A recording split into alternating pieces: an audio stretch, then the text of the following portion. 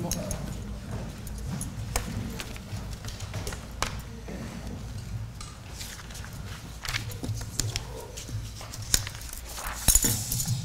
Bonjour à toutes et à tous, et je suis très heureuse d'accueillir d'abord Philippe de Chazourne, qui est aussi un lanceur d'alerte, mais en tant que médecin. Moi, j'ai essayé de l'être en tant que députée européenne sur ce sujet du garde d'asile et d'une façon plus générale de tous ces vaccins qui contiennent l'aluminium. Et donc, je vois qu'il y a des associations ici présentes qui se bagarrent depuis des années là-dessus. Donc, moi, ce qui m'a mis la puce à l'oreille quand même sur ce garde d'asile, c'est que, d'une part, j'avais été confrontée à des jeunes filles qui avaient des effets secondaires par rapport à cette vaccination. D'ailleurs, il y avait des avocats qui s'étaient saisis de ces plaintes. À l'heure actuelle, il y a plus d'une 50aine de plaintes où on pousse à la culpabilité en quelque sorte de ces jeunes filles pour leur dire « mais on a le vaccin miracle ». Le vaccin miracle, c'est les gardes d'asile, et on demande à ce que toutes ces jeunes filles, même de 10 ans à 14 ans, parce qu'il faut les vacciner très tôt, avant qu'elles aient eu premier rapport sexuel, pour éviter tout cancer de l'utérus. Et il y a eu plusieurs chercheurs qui m'avaient interpellée en disant écoutez, nous, on a fait des études qui montrent que, d'abord, on n'a pas l'efficacité du vaccin. On ne sait pas si ce vaccin peut arrêter tout cancer de l'utérus, et c'est un vaccin qui cible seulement certaines souches de virus, mais pas l'ensemble. En même temps, j'ai entendu notre président de la République, François Hollande, qui, lors du plan national sur le cancer, a déclaré qu'il faudrait multiplier par 2 le nombre de jeunes filles pour qu'elles se fassent vacciner par rapport à ce vaccin qu'est le garde d'asile. Et alors, d'un côté, on avait ces effets secondaires, puisqu'on avait ici même, au mois d'avril, j'avais fait une réunion où j'avais invité Mademoiselle Bourguignon, et puis Madame Lochat, sa mère, qui nous a témoigné donc de ces effets secondaires. De l'autre côté, j'ai vu des études qui indiquaient que les frottis vaginaux étaient très efficaces. Et en même temps, puisqu'on est quand même très sensible au coût, et je vois qu'il y a mon collègue Serge Rader qui est ici présent, on se dit... Non, pas parlementaire. Pas parlementaire, mais pharmacien.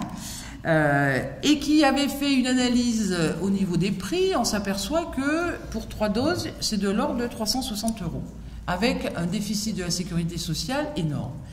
Donc, j'avais demandé à l'époque un moratoire, en disant... et c'est pour ça que moi je remercie Philippe d'avoir fait cette pétition, d'ailleurs qui a été signée par énormément de médecins, en disant il faudrait quand même avoir la relation bénéfice-risque. En même temps, il faut être sûr que si on emploie ce vaccin, il y a une efficacité de ce vaccin. Et en même temps, de pousser, quand je vous disais, à la culpabilité, parce que ce qui m'a énormément surpris, c'est qu'en étant à Strasbourg, j'ai eu des mamans qui sont venues me voir parce que le conseil général et le conseil régional faisaient passer une note en poussant les jeunes filles à se faire vacciner. Et il y a énormément de jeunes filles qui se sont fait vacciner en disant « Ah ben, s'il y a le remède miracle, le garde d'asile, eh ben, on va se faire vacciner. » Et donc, je trouve que on est dans un système incroyable. Alors après, j'ai interpellé l'Agence européenne des médicaments qui dit il n'y a aucun souci, il n'y a pas plus d'effets secondaires sur le garde d'asile que sur d'autres vaccins, et que donc on est prêt même à le généraliser au niveau des jeunes garçons pour empêcher le cancer de l'anus. Et donc, voilà, moi vraiment, vous voyez, en tant que député européen, en plus je m'intéresse beaucoup à ces problèmes de santé, je me dis mais... qui bénéficie du crime, Eh bien, à l'heure actuelle, c'est la toute-puissance des labos. Et vraiment, quelque chose qui m'a interpellée, c'est de voir qu'un président de la République qui parle du plan national sur le cancer évoque un nom, c'est le garde d'asile. Mais vous dites, mais qui lui a fait cette phrase? Vous voyez, qu'on dise qu'on va mettre tous les moyens de prévention pour limiter les cancers, je le comprends ça d'un point de vue politique, mais pourquoi parler spécifiquement du garde d'asile alors que justement c'est un vaccin qui a été remis en question par plein de pays? Et Un autre élément très important, c'est quand on a vu que ce soit l'Autriche qui ne recommande plus, quand on a vu le Japon qui ne recommande plus le garde d'asile, et d'autres pays, on se dit pourquoi la France est un des pays, alors c'est pour ça que moi je m'y emploie beaucoup, qui consomme le plus de médicaments en Europe et qui pousse le plus à la vaccination. Il y a quand même un problème. Et alors moi je suis ravie de cette réunion parce que il faut qu'on s'enrichisse mutuellement justement de toutes les études qui existent et de voir quelle stratégie on pourrait avoir ensemble, voyez, pour essayer de convaincre la ministre de la Santé, Marisol Touraine, si on y arrive, mais aussi les instances politiques, parce qu'il y a quand même quelques députés de l'Assemblée nationale qui ont demandé aussi une commission d'enquête, de pousser à ce qu'on ait vraiment la vérité sur ce vaccin. Mais en attendant, quand j'ai demandé un moratoire, c'était de dire, pour l'instant, on arrête de vacciner, on fait le point, donc la commission d'enquête, moi ça me va très bien, on essaie d'auditionner tous les experts, mais pas seulement français, mais aussi sur le plan international, parce que des fois vous avez quand même des conflits d'intérêts très forts, en regardant bien qui fait les études, par qui ils sont payés, pour que ça soit l'intérêt général qui prime et non pas les laboratoires pharmaceutiques qui se font un argent fou sur la méconnaissance, sur l'ignorance et aussi sur leurs moyens de persuasion redoutables vis-à-vis de la gente politique. Voilà pourquoi je suis très contente d'être là parmi vous et puis vous allez enrichir aussi mon savoir personnel de là où on en est et du pourquoi de votre pétition en tant que médecin. Bon, merci Madame la députée, merci Michel. Peut-être que malgré les distances, je crois que tout le mérite de ce genre de réunion, de cette pétition, de cette lettre, c'est de mutualiser chacun nos énergies, souvent individuelles, et qui finalement, on s'aperçoit que beaucoup de personnes se sont posées des questions, ont travaillé le sujet, beaucoup plus que nous parfois, mais en total isolement, parce que c'est pas facile d'organiser une réunion à 10 000 km, à budget 0 €. Et sachez quand même que trouver une salle à Paris à 0 €, c'est pas forcément très facile. Heureusement que vous avez des députés européens. Outre le fait, et on compte bien revenir d'ailleurs, j'espère, pour d'autres réunions, mais même l'Assemblée nationale, malgré leurs élans de générosité et d'alerte de la santé publique, je ne suis pas sûr qu'il y en ait beaucoup qui ont envie que ça change. Même ceux qui sont très dans les médias, nous ne citerons pas de nom, ce n'est pas le but. Alors cette réunion, je vous présenterai secondairement les intervenants. Elle a pas un but, elle a un but de construction et elle a un but d'information. Une information sur le vaccin, mais surtout une information sur la vaccination de cette maladie, qui s'appelle le cancer du col de l'utérus, et comment on en est arrivé là. Alors, cette publicité que vous voyez, c'était en 2006. Donc, notre combat, entre guillemets, parce que personnellement, je ne combats jamais personne, j'essaye d'argumenter quand je soigne quelqu'un, que ce soit un examen complémentaire ou un médicament, j'argumente avec cette fameuse balance bénéfice-risque en essayant de faire un peu plus de mieux que de mal chez le patient que j'ai en face de moi. 2006. Et depuis 2006, c'est ça. Alors, on a jusqu'à à peu près 17 h, parce que après, je prends le quart d'Air France et je reprends l'avion et je reprends le cabinet dès demain matin, après 12 heures de vol, pour essayer de résoudre ces questions. Bon, je ne vais pas vous faire vous donner trop de faux espoirs. Depuis 2006, on n'a pas enlevé beaucoup de points d'interrogation. Alors, on a eu la grande chance à La Réunion, mais c'est une chance énorme, que cette révolution qui consiste à tuer une pathologie grâce à un vaccin, parce que c'est le titre de ce qu'a dit le docteur Rittmüller, c'est une véritable révolution. Le vaccin enfin disponible, et sachez qu'à La Réunion, vous êtes encore mieux lotis que les autres, vous l'avez quelques semaines en avance. Moi, j'ai trouvé ça vachement bien quand même, d'abord par rapport à vous, parce que finalement, même si on a 2 heures d'avance, c'est bien qu'on soit aussi un peu en avance sur la recherche, tout ça, la bonne santé des gens. Et puis je me dis, mais je sais pas, il y a quand même, moi je suis pas spécialiste, je suis spécialiste de rien, je suis généraliste, un petit cabinet de Saint-Denis de La Réunion depuis 25 ans. Le seul truc que j'ai un petit peu en plus par rapport à d'autres, c'est que j'ai été un peu formaté ANAS, Agence Haute Autorité de Santé. On dit que ce soit bien ou pas bien, moi, on nous a aidé à construire avec certains dans la salle des outils. Qu'en pensent les gynécologues? Parce que finalement, c'est quand même les mieux placés, c'est les spécialistes. Voilà. Cette diapositive n'amène évidemment à aucun commentaire. Je me suis dit, je vais quand même essayer d'aller voir ailleurs, parce que je ne suis pas sûr qu'ils aient un avis totalement objectif. Donc j'ai été élu à l'Union régionale des médecins, ce qu'on appelle les URPS maintenant, qui existent dans chaque région, et j'ai mis en place ce qu'on appelle un projet qui s'appelle DDI. DDI comme désinformation. Voilà, vous avez une information, on va considérer qu'elle est exacte, elle n'est pas. Vous avez une désinformation, alors, je ne sais pas pourquoi, il y en a qui désinforment, et puis il y en a qui luttent chacun dans son coin pour la désinformer. Voilà. Et j'ai réussi, pas facilement quand même, à budgétiser 3 000 €, qui a donc servi à ce que les gens lisent ça dans une page du Monde, le 8 septembre 2008, dans le métro. Et ça n'a pas plu du tout. Pourtant, vous allez voir ce qui contenait ce petit encart de 1/8 de page, parce que j'ai appris qu'au niveau journalistique, c'est comme ça. 3 000 €, 1/8 de page. Franchement, j'ai subi toutes les attaques de la Terre pour un texte qui, franchement, quand on voit avec le recul, alors malgré la forte médiatisation concernant la vaccination contre le cancer du col de l'utérus, je devrais dû mettre des guillemets d'ailleurs, parce que c'est absolument pas l'objet de cette vaccination en théorie, d'après les études, que son efficacité au-delà de 5 ans n'a pas été démontrée, on n'en sait toujours pas plus, je rappelle que c'est en 2008, hein, qu'elle ne protège pas contre tous les types de virus, mais on ne fait que reprendre ce qu'a dit la FDA et publier, c'est même marqué dans le Vidal, vous savez ce gros bouquin rouge là. C'est marqué, hein, c'est valable sur 16 et 18, pas plus. Hein. Le reste, c'est votre problème. Hein. Ah oui, si vous mourrez d'un cancer du col, d'un autre virus, moi, j'y suis pour rien. Hein. C'est marqué 16 et 18, vous n'avez qu'à faire ce qui est marqué dans le Vidal. Que sa tolérance à long terme est inconnue et on n'en sait pas plus aujourd'hui, que ce soit à court terme ou d'ailleurs, moyen terme ou long terme.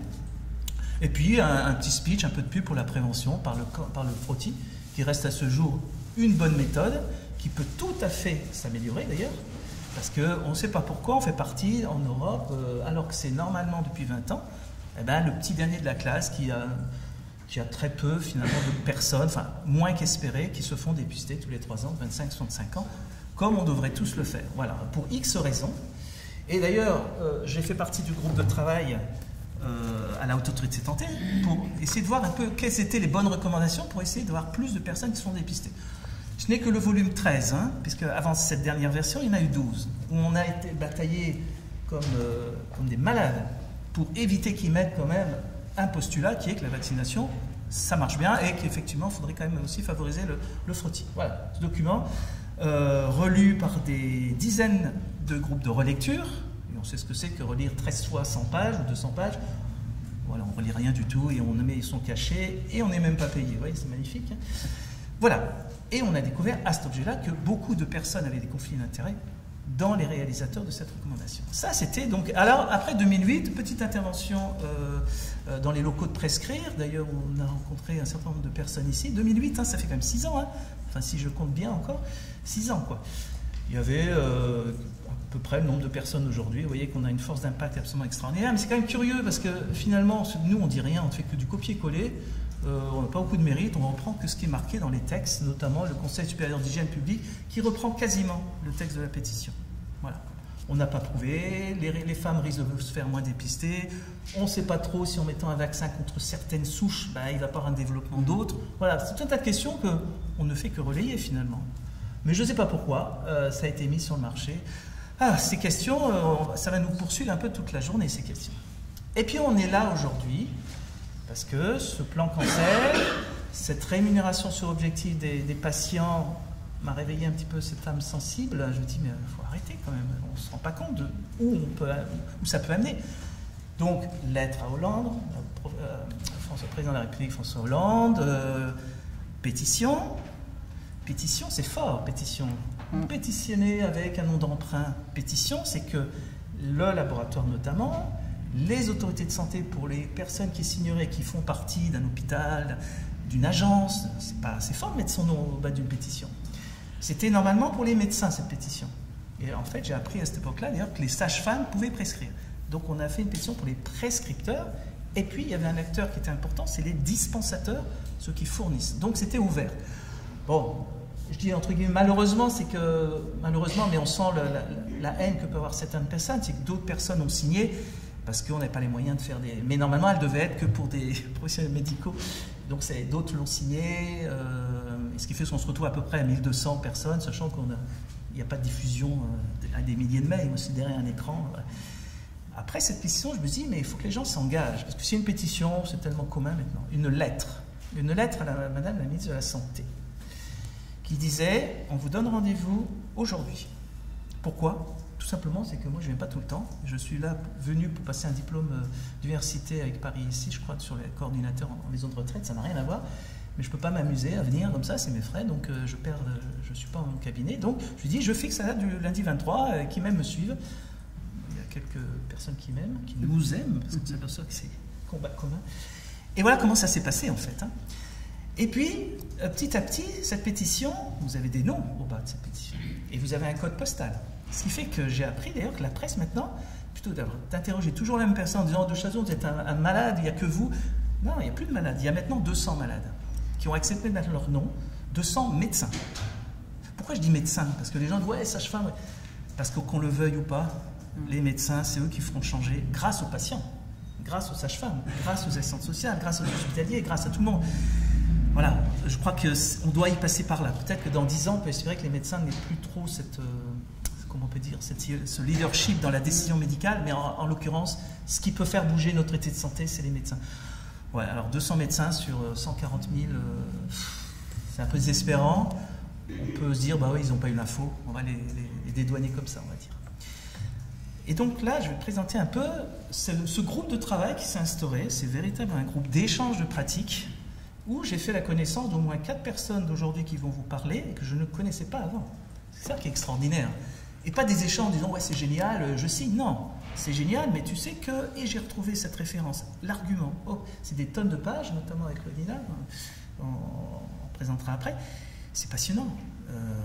Alors, c'est comme ça aussi que je vous ai connu. Voilà, donc, qu'est-ce qu'elle dit cette photo-là? Alors, donc, sous la présidence de notre parlementaire européenne, c'est fort, hein, parlementaire européen. Parce que vous allez voir, je pense que vous allez expliquer, c'est que la décision, elle est française, elle est souvent européenne, mais on pourrait peut-être dire, mais on est vraiment obligé dessus, etc. Ça permettra de voir un peu quelles sont les obligations que nous avons, notre État, puisqu'on est toujours, ouais, de toute façon, c'est pas de notre faute, c'est l'Europe. Bon, peut-être que vous pourriez nous dire qu'il y a peut-être des limites qu'on pourrait dépasser un petit peu. Et puis, donc, vous avez, il vous présentera lui-même tout à l'heure, Gérard Delépine, qui est donc oncologue, chirurgien, orthopédiste, avec Madame Nicole Delépine, qui a eu la force de me faire couler les larmes au Forum des Halles il y a 3 jours, dans la présentation de son film Cancer Business. Et ça ne sera pas le sujet, mais je crois qu'un jour, il va falloir regarder sur leur site, parce qu'ils ferment leur service d'oncopédiatrie malgré la réussite qu'ils ont de Garches dans 2, 3, 4 semaines. Il y a un film qui a été diffusé. Alors c'est vrai que ce n'est pas le sujet, et si je lui laisse la parole, on ne pourra plus la reprendre. Donc on ne va pas trop lui laisser la parole, mais néanmoins, ce qu'il faut retenir, c'est que le combat que le couple Delépine, sur lequel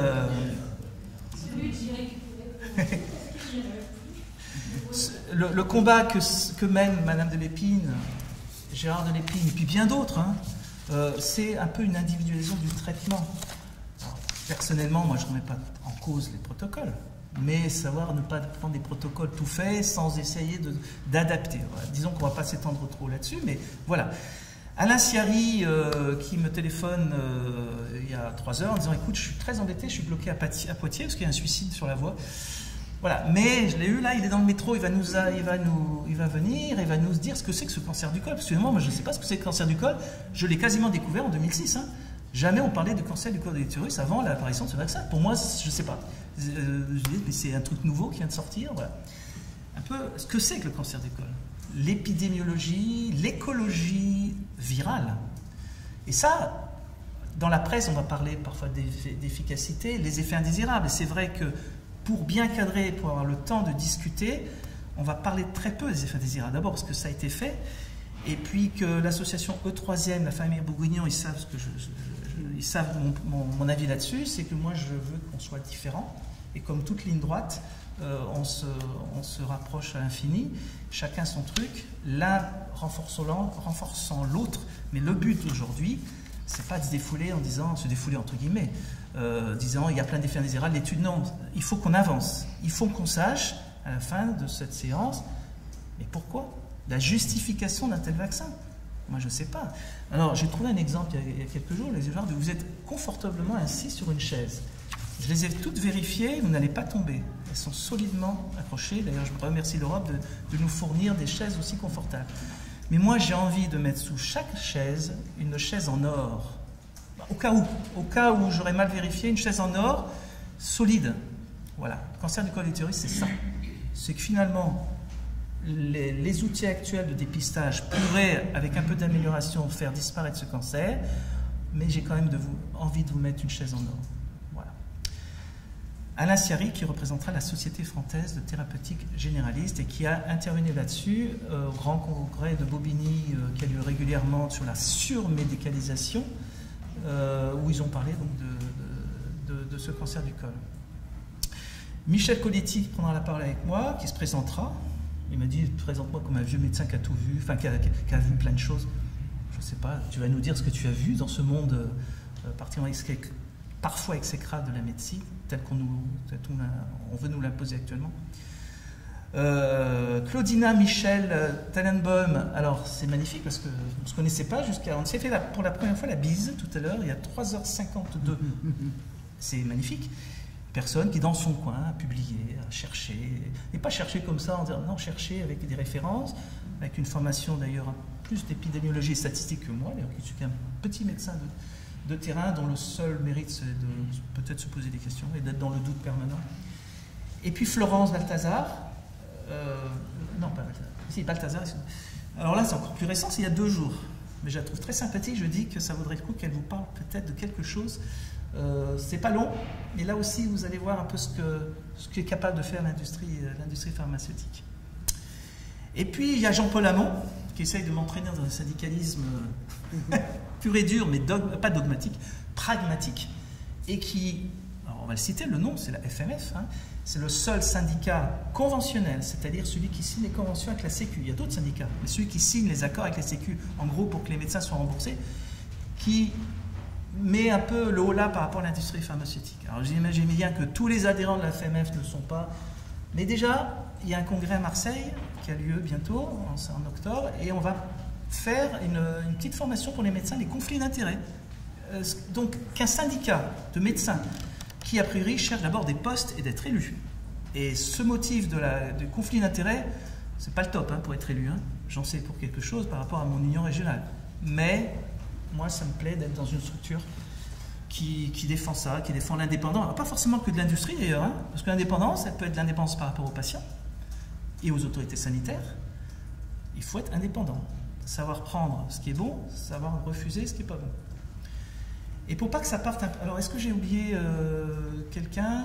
Lève le doigt si jamais je n'ai pas cité. Non, hein, c'est beau, voilà. Et donc... pour pas que ça parte dans tous les sens, il me semble que c'était important d'essayer de mettre des murs à notre débat. Il va falloir qu'on parle un jour ou l'autre de cette évaluation médico-économique quand même.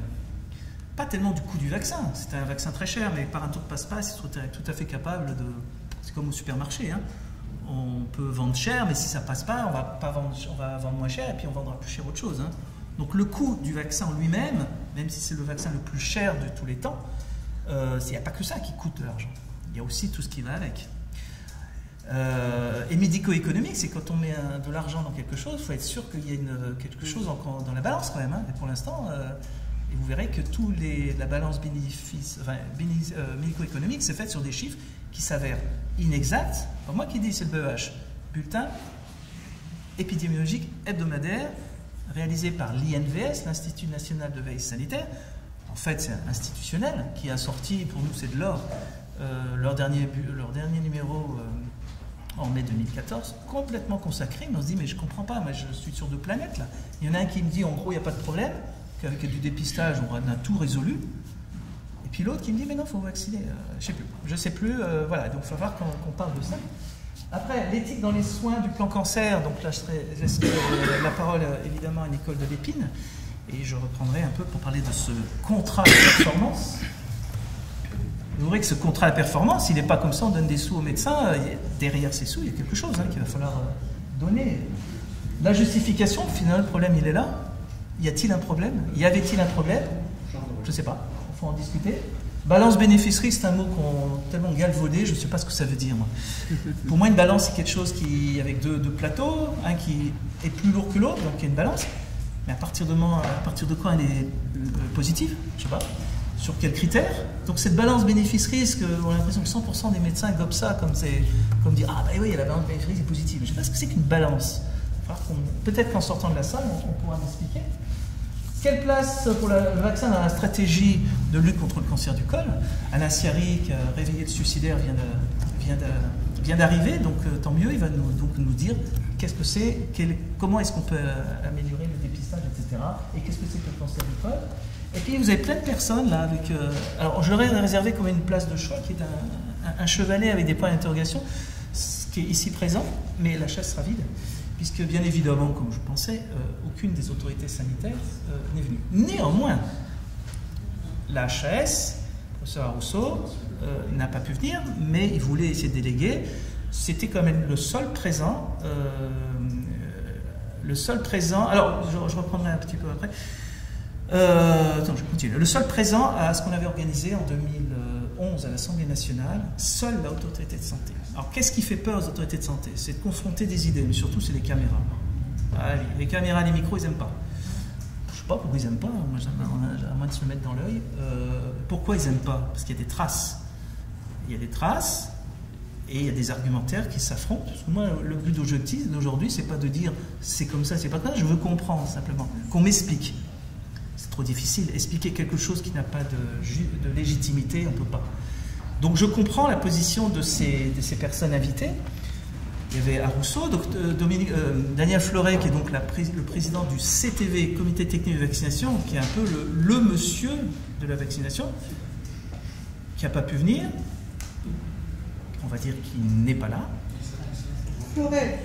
Le CTV, je lui ai dit, mais vous êtes seul à décider au CTV? Ah ben c'est difficile, on est nombreux, déjà entre nous on a du mal à se réunir. Il n'y a pas de souci, ben, faites-nous une vidéo et argumentez 5 minutes, puisqu'on fera un montage. Je vous rappelle d'ailleurs que cette séance est filmée. On essaiera de faire un montage assez rapide, mais enfin tout ça c'est du temps, parce qu'on n'a pas d'argent, donc c'est le temps. Et fin juillet, j'espère que ça sera sur le site, vous serez au courant, si vous avez bien laissé vos mails là-bas à l'entrée.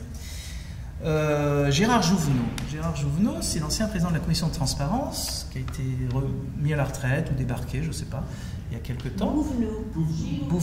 Jouvenot. Comment Bouvenot, oui, j'ai fait... ouais, il est parti, Gilles, ben, j'ai tout faux. Enfin bref, je l'ai eu en mai, et puis donc il a un problème médical, donc je pense qu'il serait bienvenu. Il commence à avoir la bouche qui s'ouvre un peu depuis qu'on n'est plus sous droit de réserve. On appelle ça quand on est dans une institution, droit de réserve. En gros, un droit de réserve, c'est quoi? Un ministre avait dit je la ferme ou je parle, je ne sais plus quoi. Enfin, c'est si on parle trop, évidemment, ce sont des gens nommés par les institutions, donc vous avez tout compris. Roger Salamon, alors lui je ne comprends pas, il ne répond jamais, c'est le président de la Haute Autorité de Santé Publique, dont fait partie d'ailleurs le CTV. Dominique Maraninki, qui ne m'a pas répondu. Oui, il part. Alors il ne m'a pas répondu. Sur quoi je crois qu'il essaye de faire quelque chose. Il démissionne? Il démissionne. D'accord. Et puis mes plus fidèles amis, qui sont M. Cohen. Fidèles amis, c'est-à-dire que ce sont ceux qui ont pris la peine, et je pense que c'est bien, d'avoir même signé la pétition, ce qui fait qu'ils sont sur le listing quand on les envoie, en disant qu'ils sont anti-pétition, évidemment. En gros, c'est une association qui s'appelle Infova. Vous allez sur le site, c'est marqué que c'est indépendant et tout. Donc c'est un site de référence, des styles. Et puis Guy Valenciennes, pour lesquels je me suis déjà affronté en direct au Palais des Congrès, au CNIT, il y a quelques années, quand on avait reçu le premier prix de recherche générale, médecine générale sur le diabète, parce qu'il y en a plus de diabète à La Réunion.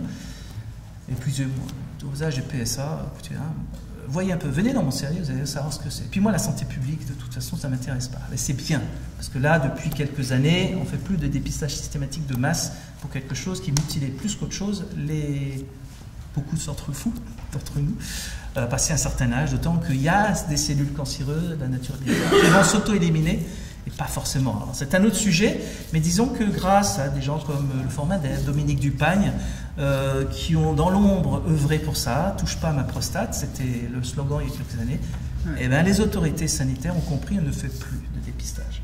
Ce sera probablement le cas pour d'autres dépistages d'ailleurs. Pas pour le col, mais pour les autres.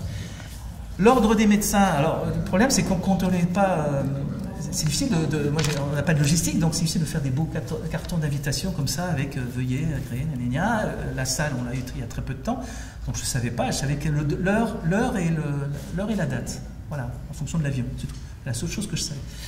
Donc pas de réponse, néanmoins un soutien fort et sympathique et amical du président de l'ordre départemental de la Réunion, qui a une très forte influence sur l'ordre national, d'ailleurs, qui a beaucoup parlé d'éthique. Et j'ai encore eu un mail tout à l'heure en disant j'ai contacté, ils ne me peuvent pas. Enfin bref, l'ordre national, a priori, est tout à fait. Alors je ne veux pas parler à leur place quand même, mais disons que j'ai encore pas de plainte. Voilà, ça me rassure. Et je ne pense pas qu'il y en ait. Si je diffame pas, si je suis déontologique, c'est normal, il faut rester.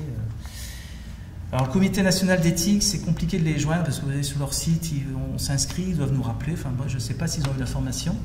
Je pense qu'ils auraient pu être là s'ils avaient eu l'information, mais je ne suis pas sûr. Donc je ne peux pas leur dire qu'ils ne sont pas venus. La revue Prescrire, pour les connaître très très bien, a toujours été un peu frileuse par rapport à ça. Je ne sais pas trop pourquoi.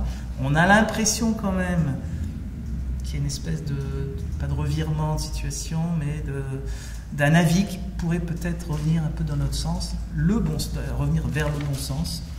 Donc c'est un peu dommage. Le BEH, la personne qui a réalisé un certain nombre d'articles, notamment montrant de façon au niveau de l'épidémiologie, et ça sera repris par Anna Siari, la personne qui a rédigé l'article ne pouvait pas être là, et le rédacteur en chef m'a dit écoute, il faut prendre contact avec ceux, nous on n'a pas, vous n'allez pas, c'est pas grave, vous n'êtes pas venu en tout cas. Le laboratoire Sanofi, qui avait été contacté en 2011 pour l'Assemblée nationale, n'était pas venu. Le professeur Rousseau, que j'ai fait venir moi, aux journées indépendance médicale à La Réunion pour un budget 0 €, pour une seule nuit, il a fait le déplacement, m'a dit mais docteur c'est bien, mais là je vous retrouve avec le responsable de Prescrire, parce qu'il y avait Bruno Toussaint, il y avait Foucras, il y avait des gens... écoutez, monsieur Rousseau, il n'y a pas de souci, la prochaine fois j'organise, je les invite. Et puis comme il y a 3 ans, ils n'ont pas fait, évidemment ils ne sont pas venus. C'est dommage d'ailleurs. Parce que ça serait intéressant d'avoir leur argumentaire sur le fond. Et comment voulez-vous, sauf si on s'appelle M. Dalberg, qui a sorti un bouquin, qui a travaillé beaucoup dans l'industrie pharmaceutique, comment voulez-vous qu'ils affirment quelque chose qui... C'est de bonne guerre. Hein. On peut pas, alors moi, je ne suis pas contre le laboratoire Sanofi, mais c'est pour un peu gagner de la crédibilité dans ce que j'offre à mes patients. Voilà. Alors, Erika Barex, c'est une députée de La Réunion, la seule signataire de la pétition, parce que j'ai ouvert cette pétition aussi aux députés, aux ministres, et puis même au président de la République, si jamais ils avaient envie de la signer.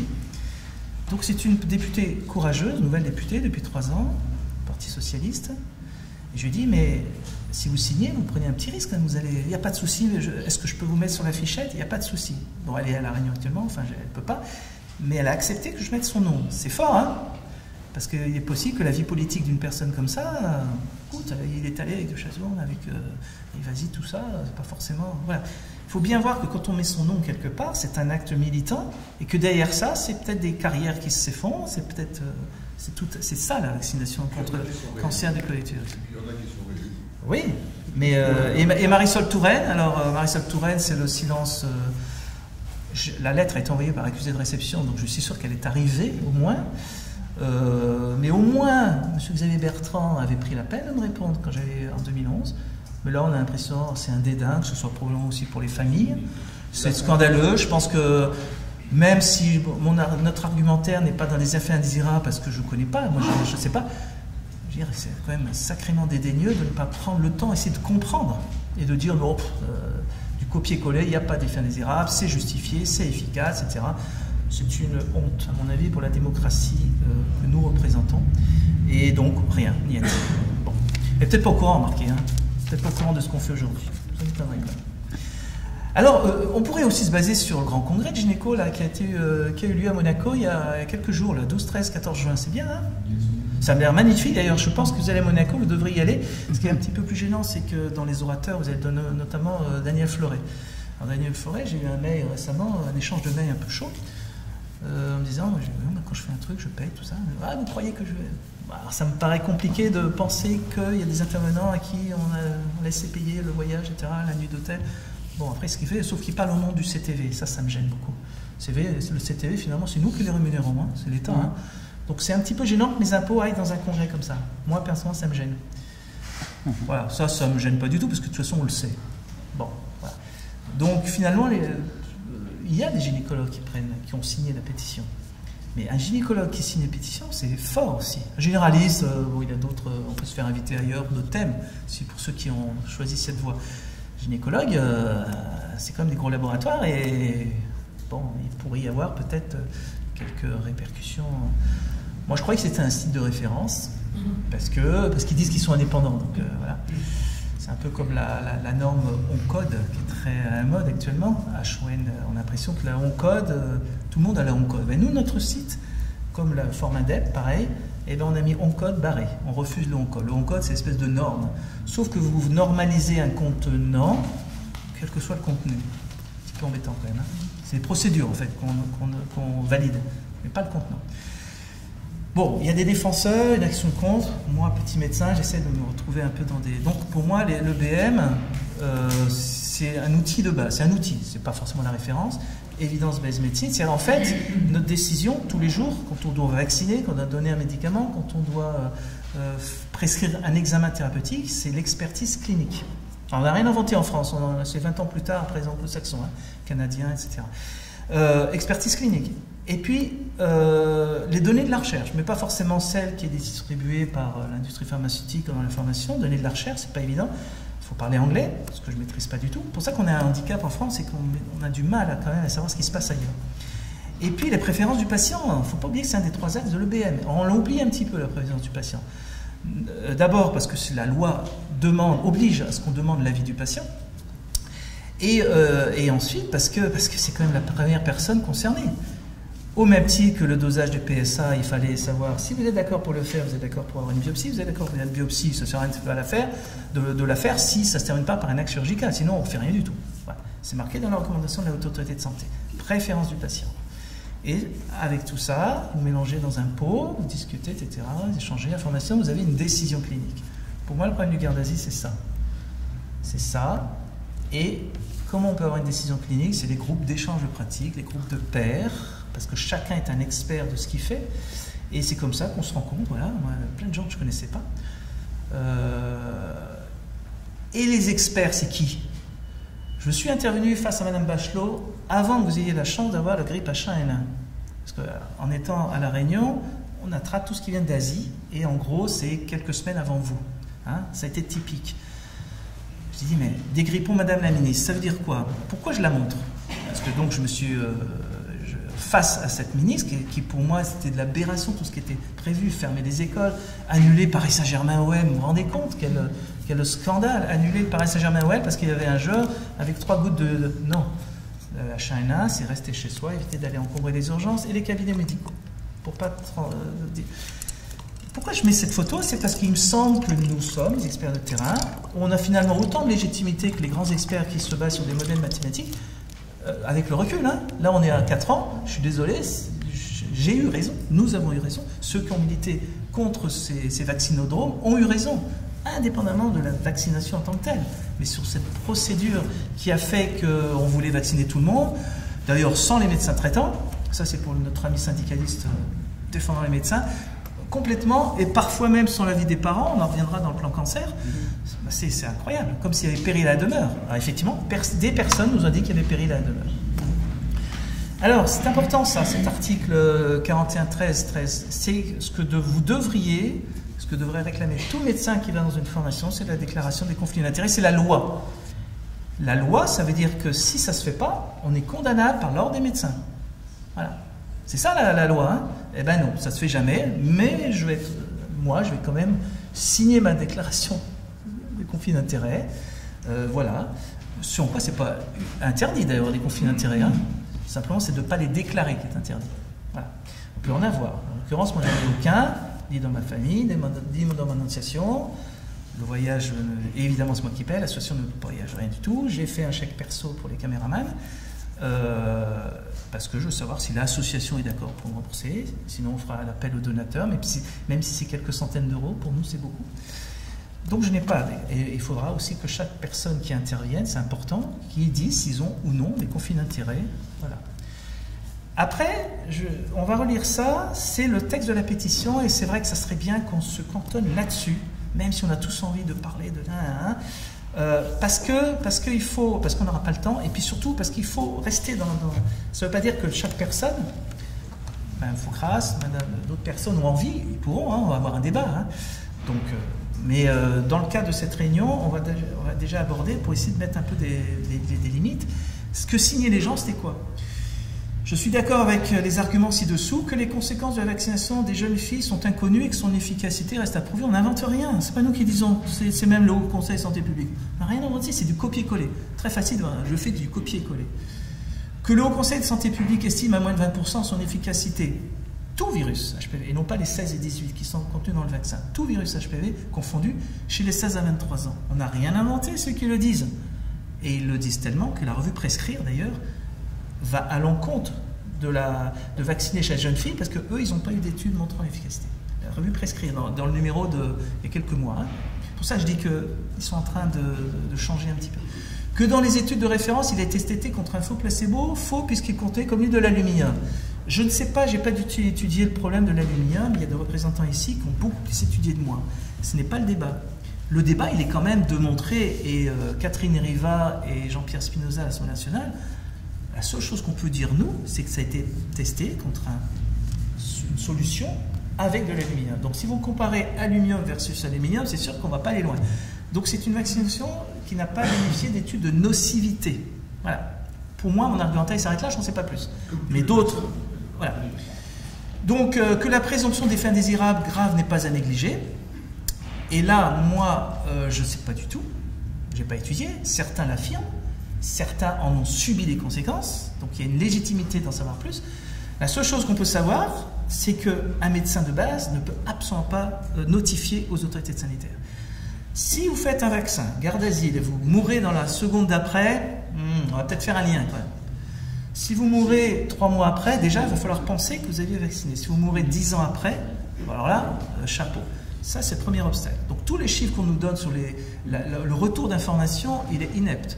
S'il n'y aurait pas eu d'affaire Mediator, si je crois que c'est celui de Besançon, qu'on appelle le centre de pharmacovigilance, avait fait son boulot, avait retransmis à Paris. Donc, ensuite, c'est déclaré. Déclarer, c'est des dossiers énormes. On a autre chose à faire que déclarer. Dommage d'ailleurs pour les patients, mais en pratique, c'est ça la réalité. Il faut bien voir que la réalité, c'est comment ça se passe. C'est pas simple. Et ensuite, on déclare un centre de référence régional qui, s'ils sont d'accord, vont aller... et puis, il faut trouver des médecins qui sont d'accord, même s'ils en sont persuadés, qu'il peut y avoir un lien, de faire remonter l'information, ce qui n'est pas du tout évident du tout. Donc, ça fait beaucoup d'obstacles. Donc, que la présomption d'effets indésirables graves n'est pas négligée, on ne peut pas dire non, on ne peut pas dire que c'est faux en tout cas. Bon, après, elle a le prouvé, mais voilà. Et ils l'ont fait, donc ils ont essayé de le faire avec des chercheurs. On ne revient pas trop dessus parce que tout le dossier de presse, vous demandez à Mme Rivasi, il y a plein de choses. Après, moi personnellement, je n'ai pas d'avis, mais si en plus c'est le cas, mais on est dans c'est du pénal, quoi.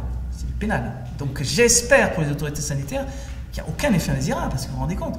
Après, ça se monnaie, hein, comme tout. Ouais, ok, c'est l'ONIAM, c'est ça, l'ONIAM, ça s'appelle. Voilà, donc n'empêche qu'il y a quand même des familles qui souffrent, et des familles qui sont dans le doute, etc. Que ce vaccin est particulièrement cher, il constitue une dépense extrêmement lourde pour l'assurance maladie. J'ai beaucoup travaillé sur le chikungunya à La Réunion, je travaille maintenant avec la Guadeloupe où ils ont 45 000 cas. Moi, franchement, je préférais mettre les milliards d'euros dans les assistantes sociales, dans les infirmières, les médecins, enfin pas les médecins, parce qu'il faut qu'ils assurent, mais plutôt les infirmiers, pour aller soigner la personne âgée qui peut plus nourrir et s'hydrater, et qui va la faire chuter et mourir. C'est ça le chikungunya, vous avez peut-être entendu parler. Hein. Alors, mettre de l'argent là, oui. Mettre de l'argent dans quelque chose, on ne sait pas ce que ça donne, non. Que le fait de vacciner des femmes ayant déjà commencé leur vie sexuelle semble, selon une étude menée en Australie, augmenter, on en reparlera un petit peu, le nombre de lésions précancéreuses sévères. On en parlera un petit peu tout à l'heure, avec plein de pincettes, parce que c'est une étude observationnelle. Alors, l'industrie s'en est servie pour dire « ouais, c'est génial, ça vous voyez, ça a prouvé ». Et puis, comme c'est une étude observationnelle, normalement, c'est pas très fiable comme validité d'étude. Mais on en parlera après un petit peu. Qu'une enquête récemment publiée dans le Canard... que le vaccin, oui, c'est ça. Qu'une enquête récemment publiée, le Canard enchaîné, c'est pas moi qui fais les articles, hein, mais c'est vrai que sans citer de nom, on peut penser qu'il y a 2 mois, 3 mois, il n'y a pas forcément fait du hasard que certaines décisions de santé publique auraient pu être menées par rapport à une personne qui depuis a été gentiment... enfin bref, je ne sais pas de qui on parle, mais je pense que vous me suivez, et que évidemment... Comment ? Alors je ne sais pas, je n'ai pas suivi ça, mais disons qu'on peut penser qu'il y a quelques conflits d'intérêts. Alors Canard enchaîné, est-ce que c'est une référence bibliographique? Est-ce que c'est la Bible? Est-ce que c'est de l'EBM? J'en sais rien, néanmoins. En général, ils sortent quelque chose. En général, ils sortent quelque chose quand ils ont des critères. En l'occurrence, ils avaient cité le président du CTV, etc. Des décideurs, en tous les cas. Mais je me suis dit, on ne fait pas d'attaque personnelle, c'est pas le but. Hein. Mais néanmoins, on ne peut pas imaginer que tout ça puisse se faire sans un certain nombre de conflits d'intérêts. Qu'il a été montré qu'une majorité de femmes pensent que le frottis devient inutile après vaccination, c'est pas moi qui le dis, c'est eux, c'est le Haut Conseil Santé Publique, c'est marqué noir sur blanc. C'était d'ailleurs marqué sur le papier que je vous ai mis, le Conseil de Santé, Haut Conseil d'Hygiène, je sais pas quoi là. J'ai fait copier-coller, hein, qui a même un peu été confirmé par des collégiennes à Marseille qui avaient fait le docteur Seyer, qui visiblement maintenant a changé d'avis d'ailleurs, comme quoi on interrogeait les collégiennes qui disaient clairement mais j'ai plus besoin de me faire dépister puisque je suis vacciné. Et d'ailleurs c'est légitime comme réponse. Hein. Je suis désolé, moi si on me vaccine pour pas avoir la rage, je n'aurai pas la rage. Voilà. Bon. Si ce n'est la rage de vaincre parfois. Que face à cette vaccination, les autorités de santé ont montré que la pratique régulière du frottis seul, convenablement réalisée et analysée, a fait la preuve de son efficacité, de son intérêt dans le dépistage. C'est magnifique. Ça a été écrit avant que sorte le BEH. BEH, on en parlera, mais qu'est-ce qu'il dit clairement?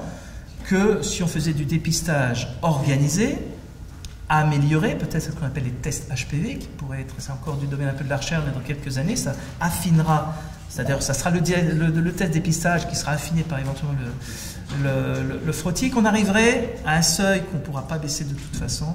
C'est pas moi qui le dis, c'est 200 morts par an. C'est 200 morts de trop, mais c'est 200 morts qui auront échappé au dépistage, qui ne veulent pas voir les médecins parce que problème d'accès aux soins, etc. Qui n'ont pas revenu voir le médecin alors que le frottis était anormal. C'est pas moi qui le dis, c'est le BEH, hein, INVS, Institut National de... Comment ? Le 25, voilà. Merci.